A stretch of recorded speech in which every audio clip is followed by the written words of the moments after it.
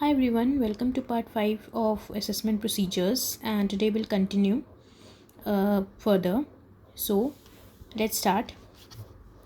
Permanent account number PAN. You all must have heard about PAN. So this section, that is 139A, talks about permanent account number, that is PAN. So first, person mandatorily required to apply for allotment of PAN. अब ये section बात करता है कि कौन कौन persons को mandatorily requirement है पैन ऑब्टेन करने की. It says section 139(1) requires the following persons mentioned in column 2 who have not been allotted a permanent account number to apply to assessing officer within the time limit specified in column 3 for the allotment of PAN. तो जो persons mentioned हैं यहाँ पर, इनको mandatorily pan required है और जो time limit है for application of for the applying of PAN, it is given in this clause. So let us see कि किसको किसको मैंडेटली रिक्वायर है पैन अप्लाई करना. Every person if his total income or the total income of any other person in respect of which he is assessable under the act during any previous year exceed the maximum amount which is not chargeable to income tax. तो every person if his total income और total income of any other person in respect of which is assessable, कोई भी person अगर उसकी total income exceed कर जाती है basic amount which is not chargeable to tax, मतलब कि जो भी चार्जेबल टू टैक्स नहीं है उससे ज़्यादा अगर उसकी इनकम एक्सीड कर जाती है, सो उस पर्सन को पैन मैंडेटरी रिक्वायर होता है. उसको कब अप्लाई करना होगा? ऑन और before 31st May of the assessment year for which the income is accessible. तो जब भी इनकम एसेसिबल होती है तो ऑन और before 31st May of the assessment year उसको वो पैन अप्लाई कर देना है. सेकंड आता है every person carrying on any business और profession whose total sales turnover or gross receipts are or is likely to exceed 5 lakhs in any previous year. तो every person जो कि कैरी ऑन कर रहा है बिजनेस या प्रोफेशन जिसकी total sales turnover और या gross receipt is likely to exceed 5 lakh in any previous year, तो वो लाइकली टू एक्सीड है यानी 5 lakh in any previous year, तो उसको मैंडेटरीली अप्लाई करना है. और कब अब तक अप्लाई करना है? Before the end of the financial year उसको अप्लाई कर देना है. ठीक है. अब तीसरे कौन है जिनको मैंडेटरीली रिक्वायरमेंट है पैन की? Every person who is required to furnish a return of income under section 139(4)A. जिन जिन लोगों को मैंडेटरीली रिक्वायर है कि वो फर्निश करेंगे return of income under section 139(4)A, उन लोगों को पैन मैंडेटरी है और उनको अप्लाई करना है before the end of the financial year. आगे every person being a resident other than an individual which enters into a financial transaction of an amount aggregating to 2,50,000 और more in a financial year. Every person being a resident other than an individual, तो every person being a resident other than an individual which enters into a financial transaction for an amount aggregating to 2,50,000 और more in a financial year, उस केस में उसको pan mandatory है. कब तक उसको अप्लाई करना है? ऑन और before 31st May of the immediately following financial year. 31st May of the immediately following financial year, अगर सपोज 2012 फाइनेंशियल ईयर तो इमीडिएटली फॉलोइंग 13 हो गया, तो उसके 31st May तक या उससे पहले तक उसको अप्लाई कर देना है. फिर बोलता है every person who is a managing director, partner, trustee, author, founder, karta, chief executive officer, principal officer और office bearer of any person referred to in 4 above और any person competent to act on behalf of such person referred to in 4 above. ये जो 2,50,000 transaction की बात हुई थी, अगर ये जो ट्रांजैक्शन हो रहा है जो एक रेसिडेंट कर रहा है और अगर उस रेसिडेंट का ये मैनेजिंग डायरेक्टर है, पार्टनर है या इन सब में से कुछ भी है, तो इस पर्सन को भी मैंडेटरीली रिक्वायरमेंट होगी कि वो पैन के लिए अप्लाई करे. और इसको कब अप्लाई करना होगा? ऑन और before 31st May of the immediately following financial year in which the person referred to in 5 enters into financial transaction specified therein. तो इन 5 कैटेगरीज़ को मैंडेटरी रिक्वायरमेंट है.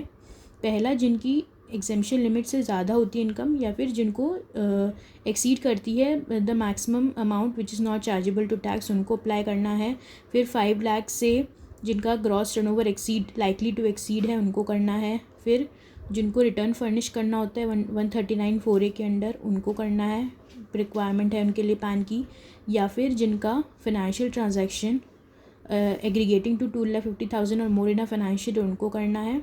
And every person who is a managing director, partner, trustee, author, executive officer, chief executive officer, principal officer और office bearer of the person referred to in 4 above, that is this case, उसको करना है pan mandatorily apply. अब आगे चलते हैं। आगे क्या बोलता है ये section? For widening the tax base every person who has not been allotted PAN and intends to enter into such transaction as prescribed by the CBDT is also required to apply to assessing officer for allotment of PAN। ये बोल रहा है कि जिनको pan नहीं allot हुआ है और जिनको ऐसे ट्रांजैक्शन में एंटर करना पड़ेगा जो कि प्रिस्क्राइब किए गए हैं CBDT के द्वारा, उनको भी रिक्वायरमेंट होगी पैन के लिए अप्लाई करने के लिए। The central government is empowered to specify by notification in the official gazette। Central government के पास ये पावर है कि वो नोटिफिकेशन के थ्रू ऑफिशियल गेजेट में स्पेसिफाई कर सके एनी क्लास और classes of the person by whom tax is payable under the act और एनी टैक्स और duties payable under any law for the timing in force. वो ऐसे लोगों को स्पेसिफाई कर सके। एंड सच पर्सन, जो भी सेंट्रल गवर्नमेंट ने स्पेसिफाई किया है जिन लोगों को, they are required to apply within such time as may be mention in the notification to the assessing officer for the allotment of PAN. ठीक है, अब आगे चलते हैं।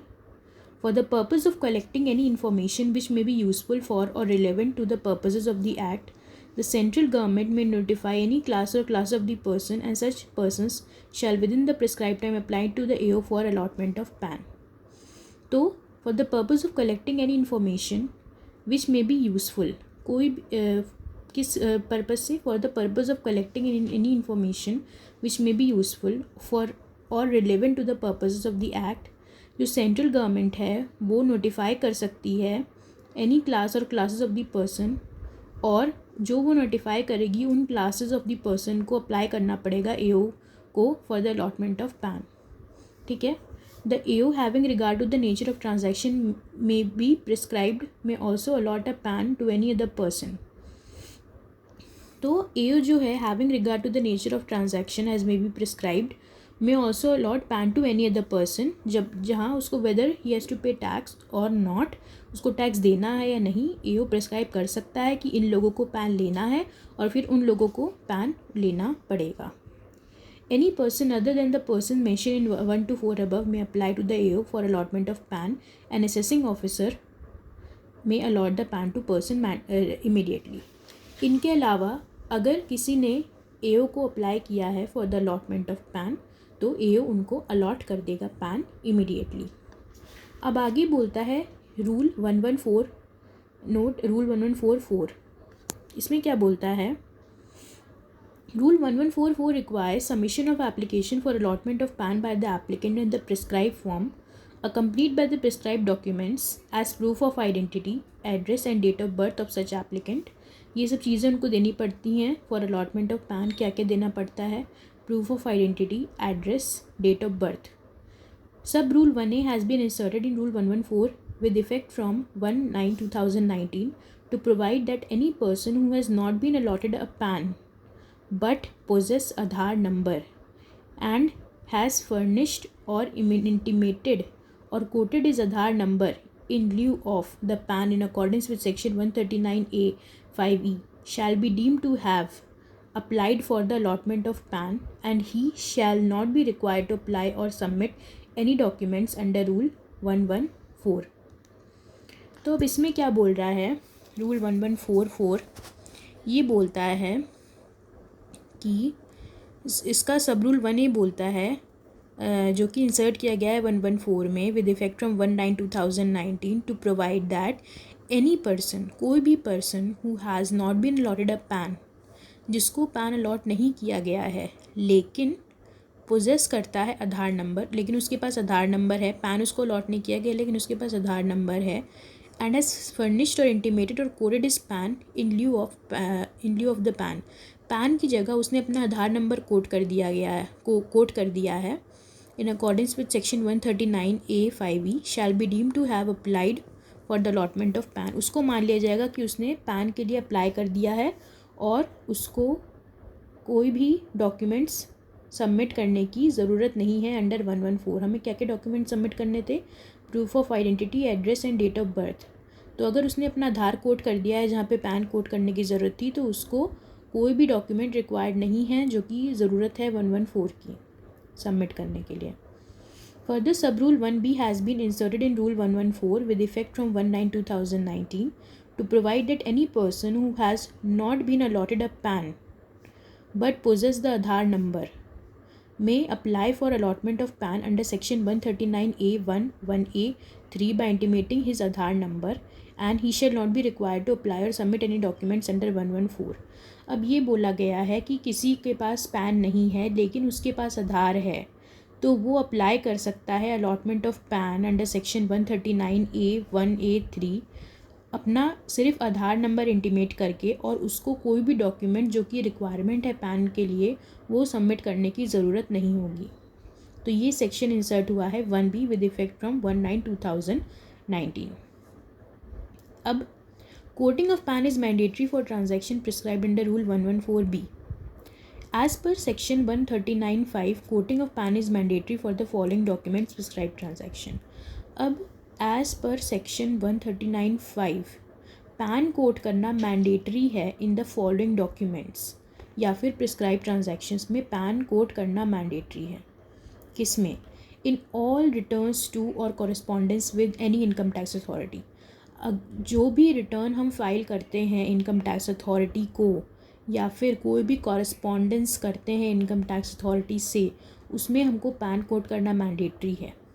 इन all the challans for the payment of any sum due under the act. कोई भी चलान payment कर रहे हैं उसमें हमको पैन कोड करना मैंडेटरी है। In all the documents pertaining to such transactions entered into by him as may be prescribed by CBDT in interest of revenue। In such connections CBDT has prescribed the following documents by Rule 114B। जो भी documents हैं pertaining to the transaction जो उसने enter किए हैं, जो कि CBDT ने प्रिस्क्राइब किए in the interest of the revenue, उस केस में उसको पैन कोड करना मैंडेटरी है। और वो कौन कौन से ट्रांजैक्शन है जो कि प्रिस्क्राइब किए गए हैं? सेल और परचेज ऑफ मोटर व्हीकल्स और vehicle as defined in Motor Vehicles Act 1988 which require registration by a registering authority under the act other than two-wheeled vehicles, all such transaction। तो अगर सेल या purchase हो रहा है motor vehicle का या फिर व्हीकल का जो कि डिफाइंड है मोटर व्हीकल्स एक्ट में, which require registration by registering authority under the act other than two-wheeled vehicles, उस केस में ज़रूरी है opening an account other than time deposit referred to in SI number 12 and basic saving bank deposit account with the banking company or a cooperative bank to such banking regulation act 1949 applies, including any bank or banking institution referred to in section 51 of the act। all such transaction में pan apply होगा। opening an account, कोई भी account हम open करते हैं bank में other than the time deposit referred to in SI number 12 and a basic saving bank deposit account। इन दोनों account को छोड़ के अगर हम कोई अकाउंट ओपन करते हैं विद अ बैंक या फिर कोऑपरेटिव बैंक, तो हमें उसमें पैन ज़रूरी होगा, टाइम डिपॉजिट को छोड़ के और सेविंग बैंक को छोड़ के। Making an application to any banking company और cooperative society to which banking regulation act applies और एनी अदर कंपनी और institution for issue of credit और डेबिट कार्ड। क्रेडिट और डेबिट कार्ड की इशुएंस में हमें चाहिए पैन नंबर कोड करना पड़ेगा। Opening of a demat account of a depository participant, custodian और सिक्योरिटीज़ और any other person registered under section 12(1)(a) of the SEBI act, इस केस में चाहिए होगा। पेमेंट टू अ होटल और रेस्टोरेंट अगेंस्ट अ बिल और bills eight any one time. Payment in cash of an amount exceeding 50,000। 50,000 से ज़्यादा अगर payment कर रहे हैं किसी होटल में या रेस्टोरेंट में अगेंस्ट एनी बिल तो उस केस में हमें चाहिए रहेगा payment in connection with travel to any foreign country और payment for purchase of any foreign currency at any one time. अगर हम पेमेंट कर रहे हैं in connection to travel to any foreign country, हमने किसी कंट्री में ट्रैवल किया है, उसके कनेक्शन में हम पेमेंट कर रहे हैं, या फिर purchase of any foreign currency है उसके में हम पेमेंट कर रहे हैं, तो payment of an amount exceeding 50,000 अगर हो रहा है तो उस केस में पैन चाहिए। Payment to a mutual fund for purchase of units, अगर अमाउंट एक्सीडिंग 50,000 है तो हमें चाहिए पैन। फिर है पेमेंट टू अ कंपनी और an institution for acquiring debentures और bond issued by it, amount exceeding 50,000, payment to a company और an institution for acquiring debentures और बॉन्ड्स इशूड बाय इट, तो हमें चाहिए PAN. Payment to Reserve Bank of India for acquiring bonds issued by it, reserve Bank of India को हमें पे करना है, उसके बॉन्ड्स हमने ख़रीदे हैं इसलिए, तो अगर वो बॉन्ड्स एक्सीडिंग 50,000 वैल्यू के हैं तो हमें पे करना तो हमें पैन कोड करना पड़ेगा। फिर क्या है, deposit with the banking company और a cooperative bank to whom banking regulation act applies और post office, cash deposits exceeding 50,000 during any day, during any one day, अगर 50,000 से ज़्यादा हमने कैश डिपॉजिट किया है ड्यूरिंग एनी वन डे तो उस केस में हमको पैन कोड करना मैंडेटरी होगा। फिर क्या है, परचेज ऑफ बैंक ड्राफ्ट्स और एनी पे ऑर्डर और banker's cheque from a banking company और a cooperative bank to which the banking regulation act applies, payment in cash of an amount exceeding 50,000 during one day, उस केस में हमें ज़रूरी है a time deposit with the banking company और a cooperative bank to which banking regulation act 1949 applies, time deposit exceeding 50,000 और aggregating to more than 5 lakh during a financial year, कोई भी अमाउंट एक्सीडिंग 50,000 या फिर एग्रीगेट हो जा रहा है उसका 5 लाख से ज़्यादा तो हमें ज़रूरी है पैन कोड करना। या फिर ये टाइम डिपॉजिट किस में है, बैंकिंग कंपनी में, पोस्ट ऑफिस में, a nidhi refer to in section 406 of the companies act 2013 और a non banking financial company which holds a certificate of registration under 45 IA of Reserve Bank of India to hold और accept deposit from public, तो NBFCs हो गए। तो इन चारों में अगर हमने टाइम डिपॉजिट कराया है और इसका अमाउंट 50,000 है, इससे ज़्यादा हो रहा है, एक्सीड कर रहा है या फिर एग्रीगेट कर रहा है to more than 5 lakh during a financial year, तो इस केस में हमें चाहिएगा पैन। पेमेंट फॉर वन और मोर prepaid instruments as defined in policy guidelines for issuance and operations of prepaid payment instruments issued by Reserve Bank of India under the Payment and Settlement Systems Act 2007 to a banking company or a cooperative bank to which the Payment to Banking Regulation Act 1949 applies or to any other company or institution. Payment in cash or by way of bank draft or pay order or banker's check for an amount exceed to more than 50,000 in a financial year. अब आगे आ जाते हैं, payment as life insurance premium to insurer as defined in Insurance Act 1938, अगर payment हो रहा है 50,000 से ज़्यादा इन अ फाइनेंशियल ईयर तो हमें चाहिए रहेगा PAN. A contract for the sale और purchase of securities as defined in section 2H of the securities contract act 1956, एक कॉन्ट्रैक्ट है फॉर द सेल और purchase of security as defined in securities contract act 1956, अगर amount 1 lakh पर transaction से ज़्यादा हो रहा है, एक्सीड कर रहा है 1 लाख से ज़्यादा पर ट्रांजैक्शन, तो हमें चाहिए रहेगा पैन। सेल और purchase of any by any person of shares of a company not listed in a recognised stock exchange, कोई सेल या कर रहा है या परचेज कर रहा है of shares of the company not listed in a recognised stock exchange, तो अगर 1 लाख से ज़्यादा अमाउंट है पर ट्रांजैक्शन तो हमें चाहिए रहेगा पैन। इसकी बात हो रही थी इसके पहले वाले में, कॉन्ट्रैक्ट फॉर द सेल और purchase of securities other than shares के अलावा अगर हमने कोई सिक्योरिटी परचेज़ करी, इसमें बात हो रही है सेल परचेज ऑफ शेयर्स की जो कि लिस्टेड नहीं है ऑन द स्टॉक एक्सचेंज, अगर 1 लाख से ज़्यादा है तो हमें पैन की ज़रूरत पड़ेगी। सेल और purchase of any immovable property, अगर कोई इमूवेबल प्रॉपर्टी का सेल और परचेज हो रहा है, अमाउंट एक्सीडिंग 10 लाख और valued by stamp valuation authority referred to in section 50C at an amount exceeding 10 lakh, अगर 10 लाख से ज़्यादा की वैल्यू है स्टैम्प वैल्यूएशन अथॉरिटी के थ्रू तो उसमें हमें पैन की रिक्वायरमेंट है। सेल और purchase of any by any person of the goods और services of any nature referred other than those specified in 1 to 17 of this table if any, amount exceeding 2 lakh per transaction. तो cell और purchase by any person of goods and services of any nature other than those specified in 1 to 17 of this table. अगर cell या purchase हो रही है of any goods and service of any other nature जो कि हमने बात करी उनके अलावा, और उसका अमाउंट 2 लाख से ज़्यादा है पर ट्रांजैक्शन, तो इस केस में हमें पैन की ज़रूरत पड़ेगी. तो ये हमारे सारे केसेस हो गए जिसमें हमें पैन की मैंडेटरी रिक्वायरमेंट है. अगर हम इनके थ्रू जाएं तो इसमें हमने बात करी मोटर व्हीकल्स की, फिर हमने अकाउंट की बात करी बैंक में, फिर हमने बात करी डेबिट क्रेडिट कार्ड की, फिर बात करी डीमैट अकाउंट की, फिर बात करी होटल रेस्टोरेंट में पेमेंट की, फिर ट्रैवल की, फॉरेन करेंसी की परचेज़ की, फिर म्यूचुअल फ़ंड की बात करी, फिर डिबेंचर्स बॉन्ड्स की बात करी,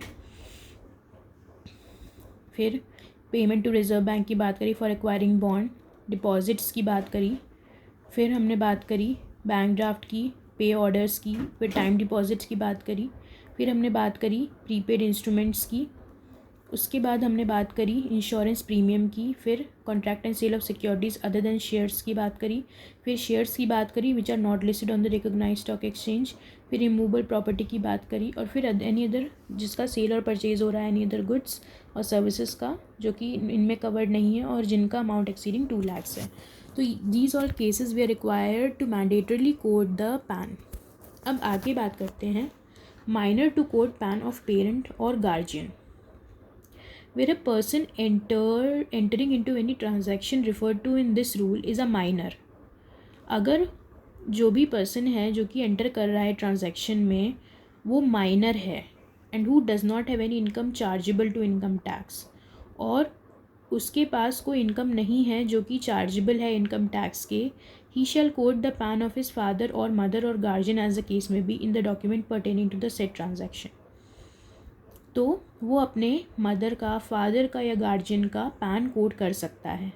तो जहाँ पे पर्सन कोई ट्रांजैक्शन एंटर कर रहा है जो कि इस रूल में रेफर्ड है लेकिन उसके पास कोई इनकम ऐसी नहीं है जो कि चार्जेबल टू टैक्स है, तो उस केस में वो अपने मदर का, फादर का या गार्जियन का पैन नंबर कोड कर सकता है. Declaration bye a person not having pan.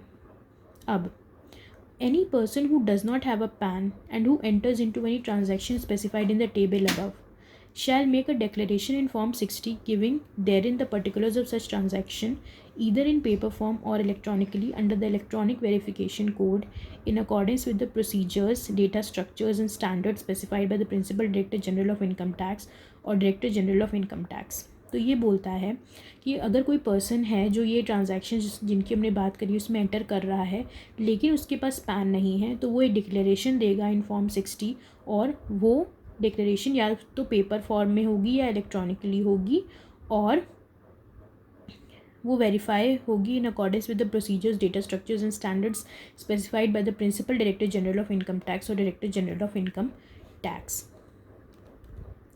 अब non applicability of rule 114B. Provisions of 114B shall not apply to the following cases. अब जो हमने प्रोविजन 114B पढ़ा था वो किस किस केस में अप्लाई नहीं होगा. Rule 114B shall not apply to the following class or class of the persons, namely the central government, the state government and the consular offices. Central government में, state government में and consular offices में ये section 114B apply नहीं होगा. 114B कौन सा section था, rule था this coating of pan is mandatory under rule 114. तो ये 114 में ट्रांजैक्शन स्पेसिफाइड किए गए थे जो कि मैंडेटरीली पैन रिक्वायर था. तो ये एप्लीकेबल किस केस में नहीं होगा, the central government, the state government and consular officers ये पर्सनस हैं. तो the non resident refer to in section 230 in respect of the transactions other than the transaction refer to in SI number 1, 2, 4, 7, 8, 10, 12, 14, 15 और 16 and 17 of the table. तो non resident के case में नहीं होगा इन respect of the transactions other than the transaction in transactions के अलावा ये non resident के केस में एप्लीकेबल नहीं होगा. अब मीनिंग ऑफ सर्टेन फेजेस है इसमें. Payment in connection with travel agent और टूर कोऑपरेटर, टाइम डिपॉजिट, इसको आप एक बार देख सकते हैं पॉज करके। अब आगे आते हैं। Every person who receives any document relating to the transaction cited above shall ensure the PAN is duly quoted in the document. Every person who receives any document relating to the transaction cited above shall ensure the PAN is duly quoted in the document. फिर if there is change in the address or in the name and nature of the business or of a person on the basis of which PAN was allotted to him, he should intimate such change to the assessing officer. अब बात करते हैं intimation of PAN to person deducting tax at source. Every person who receives any amount from which tax has been deducted at source shall intimate his PAN to the person responsible for deducting tax at source. Every person जो कि रिसीव करता है any amount from which tax has been deducted at source, जिसमें से tax deduct हो चुका है एट सोर्स, उसको अपना पैन इंटीमेट करना है उस पर्सन को जिसने वो टैक्स काटा है उसका। A person however shall intimate the general index registered number till such time PAN is allotted to him. अगर उसके पास पैन नहीं है तो जिस टाइम के लिए पैन अलॉटेड नहीं हुआ है उस टाइम के लिए वो जनरल इंडेक्स रजिस्टर्ड नंबर भी दे सकता है। Quoting of PAN in certain documents of tax deduction. Where any amount has been paid after deducting tax at source, the person deducting tax shall quote the PAN to the person to whom the amount was paid in the following documents. जहाँ पे amount पे किया गया है after deducting of tax, the person deducting tax, जिस person ने tax deduct किया है वो quote करेगा PAN of the person to whom the amount was paid in the following documents. वो कोट करेगा पैन जिसको वो अमाउंट पे किया गया इन द फॉलोइंग डॉक्यूमेंट्स। किस किस डॉक्यूमेंट्स में पैन कोट करेगा? In the statement furnished under section 192(2)(c giving particulars of the perquisites और profits in due of salary provided to the employ, इसमें करेगा। फिर in all certificates for tax deducted issue to the person to whom the payment is made under section 203. In all returns made to the prescribed income tax authority under section 206. In all statements prepared and delivered or caused to be delivered in accordance with the provision of section 2003. Requirement to intimate PAN and quote PAN not to apply to certain persons. अब requirement to intimate pan और code pan कुछ persons के में apply नहीं करते हैं। The above sections 5A and 5B shall not apply to the person who does not have a taxable income or who is not required to obtain PAN. अगर उसकी taxable income नहीं है या उसको पैन ऑब्टेन करने की requirement नहीं है तो उस केस में उसको इंटीमेट करने की ज़रूरत नहीं है पैन की। If such person furnishes a declaration under section 197A in the prescribed form and manner the tax on estimated total income for the previous year will be nil. उसको एक डिक्लेरेशन फर्निश करनी पड़ेगी under section 197A in the prescribed form and manner that the tax on his estimated total income for that previous year will be nil. अब बात करते हैं intimation of PAN to person collecting tax at source. Likewise, every buyer or licensee or lessor referred to in section 206 shall intimate PAN to person responsible for collecting tax.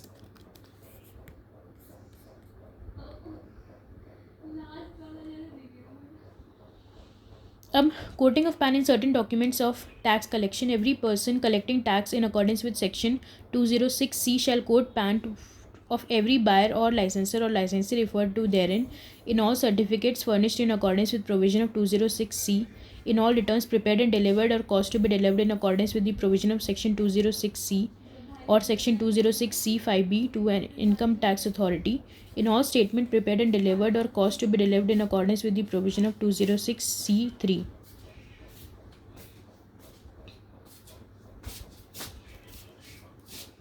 Okay, so after this we will be discussing in the next part. Thank you so much for watching the video.